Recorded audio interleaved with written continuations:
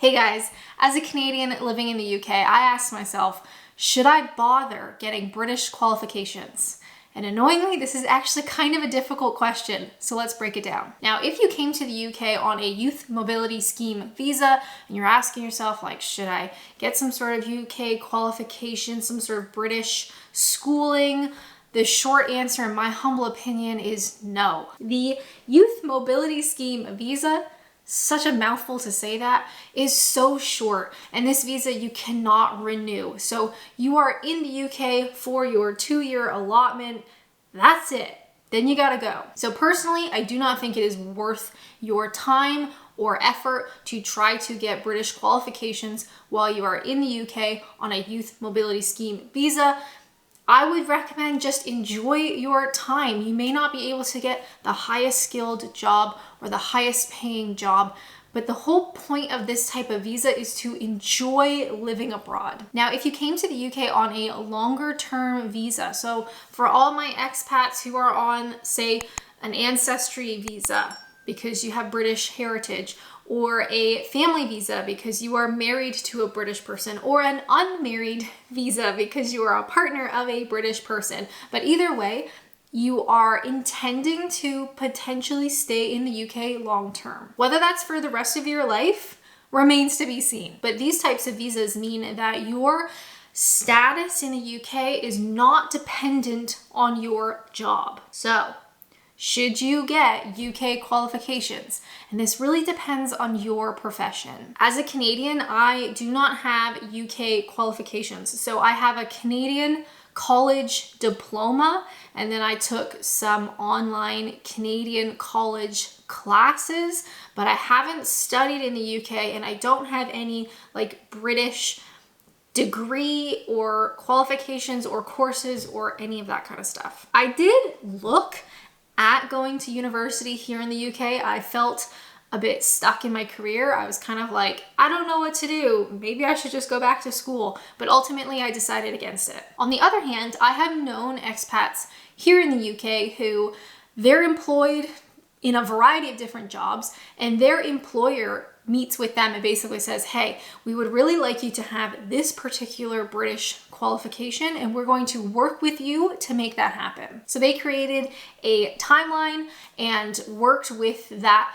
expat's schedule. So some days in the office working, maybe one day a week they would go off to do their coursework, or they were given extra time to study at night. Some employers will partially pay for the qualifications, some won't pay anything, some will pay for all of it, but it's definitely something to talk to your employer about if that's something that you think would really benefit you, or your employer might approach you first. If you find that you didn't get into your sort of chosen field in the UK, perhaps you are trying to find a job in a very specific area and you just can't get in there, it may be worth looking at getting a UK qualification to help sort of bolster your CV when you're applying to these types of places. But just because you get British qualifications does not mean that you will ultimately get a job, at least a job in that specific career. Something to keep in mind as well, if you are considering going back to school while in the UK,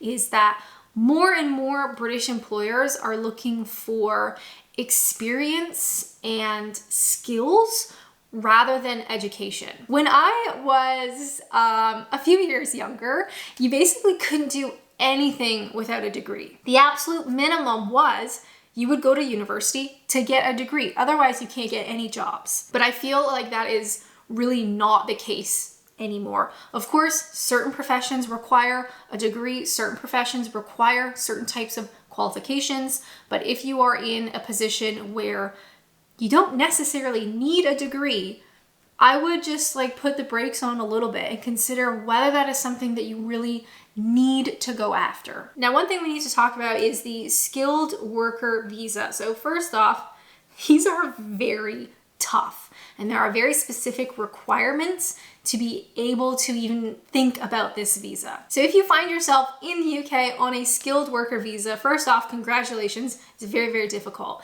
Should you get British qualifications? Well, you've already been selected and approved for a visa to be in the UK based on your education as it is. Now, unfortunately, your status in the UK is going to be completely dependent on this job. Meaning, if you are fired or let go or made redundant, you will no longer have the visa, which means you will no longer be allowed to stay in the UK. Now, whether you need to get British qualifications, unlikely, because you've already made the really horrible, difficult process of getting sponsored to come to the UK, but it's definitely something you could ask your employer. It also certainly shows initiative that you want to stay with them long term, which I'm sure is very desirable for the company as well. So just ask them, hey, is there any qualifications, courses, studying that I could do part-time while I am working for you that would help the company? Because you never know unless you ask. Another important question when thinking about British qualifications is, can you study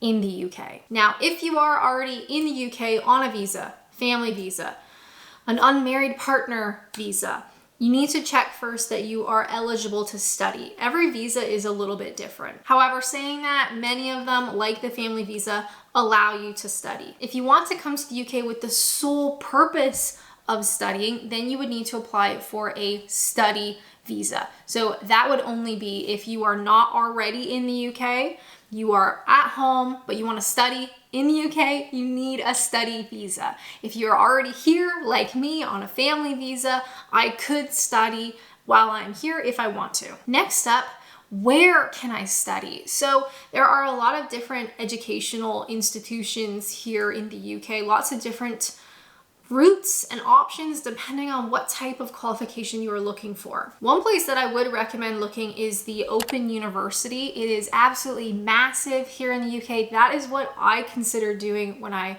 was thinking about getting British qualifications, is the Open University. So Open University, even though it's like university, they offer a bunch of different educational pathways. So they do degrees, of course, but they also do diplomas and certificates, and there's a lot of different levels of studying that you could look more into. OpenU says about 3/4 of their students study alongside working. So there is a lot of like distance learning, a lot of flexibility there. So you can work and study at the same time. Just something to consider. Your employer might also have other options. Perhaps they want you to take a certain course that's at like a local college or something like that. But I would definitely check out Open University if you are sort of considering studying, but you're not really sure where to start. Overall, it's very dependent on your personal situation on whether studying in the UK is beneficial to you or not. But I would just say, it's not always beneficial. Sometimes as a foreigner, you think like you're not good enough when applying for jobs and you need to get like a British degree or a British qualification or certificate or whatever. That's not necessarily the case. So even if you are struggling to get a job, don't think that automatically you need to go back to school. That won't necessarily fix anything. Getting a job as a foreigner is just a lot more difficult. It may help, but it might not. So just do your own research, figure out whether that's the best thing for you in your particular field. If you already have an employer, definitely ask them, because they may be very interested in helping you do that or not. But I will just say, for me, for all of my friends here in the UK, we have all found professions and careers in a variety of different fields with no British education. If you have any questions, please leave them down below. Definitely check out this one about how to improve your credit score while living in the UK. But until then, I'll see you in the next one.